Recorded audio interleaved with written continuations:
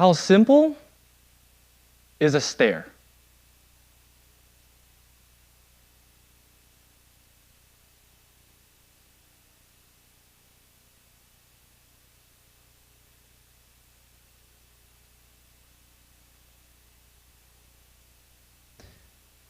We all know the feeling of being stared at, but often look over the feeling of staring at someone. How about the feeling of being stared at? For nothing more than merely existing. As a Black, Indigenous person of color, BIPOC, as I will refer to the term from here on out, this is a feeling that we feel and know all too well. When I first moved to Southern Utah, one of the first stores that I visited, much like any other college freshman, was Walmart. This is where the initial dorm room purchases and the last-minute purchase with your parents are made to prepare you for the school year. This was also where I would feel the first hints of ostracization, in which my family and I were trying to shop with a low profile, but couldn't help the feeling of being stared at while we were to converse in Vietnamese. Cái này được mà? Được thì bỏ vô. Hay là con cần cái này mà? Cái này cần làm gì? Bỏ lại, tốn tiền. This would be the start of my college experience and time here in Southern Utah, while developing a baseline experience for the duration of my time here. Now, it has become somewhat of a normalized experience to walk into any store here in Southern Utah and be stared at by people of all ages, old, middle, young, and children, for nothing more than needing a couple of everyday items from the store, and for something we can't change. How often do you find yourself staring at someone? You may start thinking people were just looking, or it wasn't really a stare, or they didn't know any better. But I would like to counter that thinking with, they weren't just looking, and it was a stare, and they did, in fact, know better. Because of the fact that it is not as simple as just a stare, as a burn victim myself, these stares make me feel as if I'm a walking zoo animal.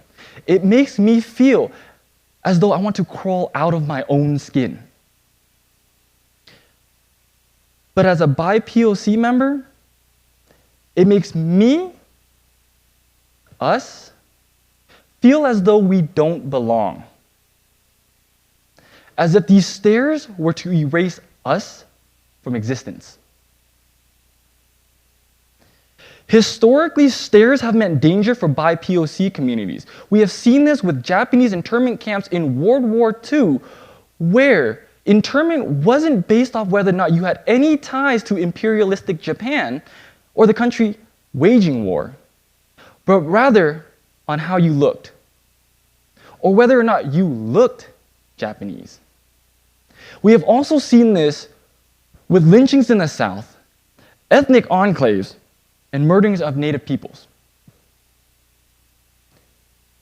And to survive, many BIPOC and minority communities have done all that they could to not draw any attention to themselves. But in today's age, where BIPOC communities are becoming ever more visible, these stares contribute to the racial tensions that we are all feeling. But more importantly, unknowingly, create division and contribute to unwelcome spaces. I would like to share with you an experience of mine. At the start of the COVID-19 pandemic, where the first known positive COVID-19 patient was found to be in Seattle and being treated at the University of Washington Medical Center. During this time, I had felt a physical fear for my family, who resides in the greater Seattle area, and a fear from my grandmother, who is in her mid-80s and frequents the University of Washington Medical Center for doctor's visits.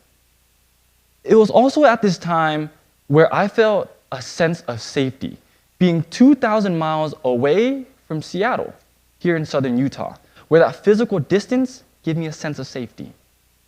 But that sense of safety was shattered one night, where after an amazing game of hockey with the SUU hockey club, we went to Denny's, as we always do, in which I felt a tickle in my throat at the time and coughed once to clear my throat. It was at this moment where a lady sitting near the end of our table in a booth looked at me, immediately called over a waiter, and asked to be moved clear across the restaurant as far away from me as she could.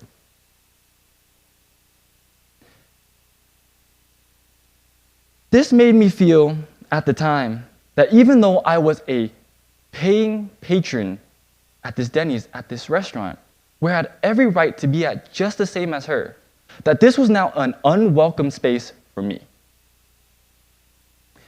This would also snowball into an exponential and alarming increase in Asian American hate crimes that we would see throughout our world.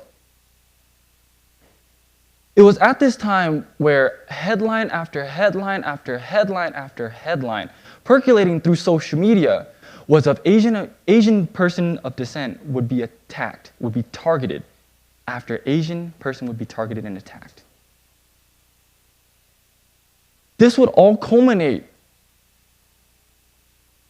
into the shooting of 8 Asian women working at a spa in Atlanta, Georgia, resulting in their deaths. It was at this time where I felt a deep-seated fear from my mother, who was sitting here in the audience, who is an Asian woman who is also a spa owner and worker, working to put me through school. I felt this fear for her life, for nothing more than her being an Asian woman and having to be working at a spa. Not even 12 hours later, another headline popped. And it was of a Chinese grandmother beating back her attacker in San Francisco, Chinatown. This headline was accompanied by a video in which it could be seen that the Chinese grandmother was pointing at her attacker and saying in Cantonese, "He hit me." It was in this video I also saw my grandmother. And I also saw that she could have been the same grandmother to be targeted and feel helpless and be injured.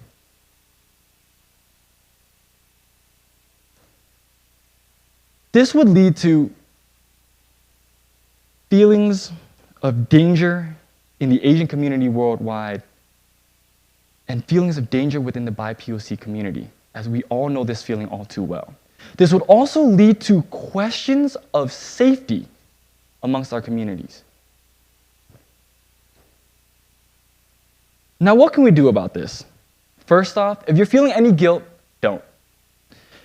Guilt only gets in the way of actual progress, and let's mold and turn any of these feelings of guilt into actual allyship instead of performative. We can use this as a jumping off point towards effective change and education that serves its purpose of elevating our effective communities. I was taught that your first action is who you were raised to be, and your second corrective action, is who you aim to be. So let's turn those first action stares into second action interactions, such as a hi, hello, or a nod.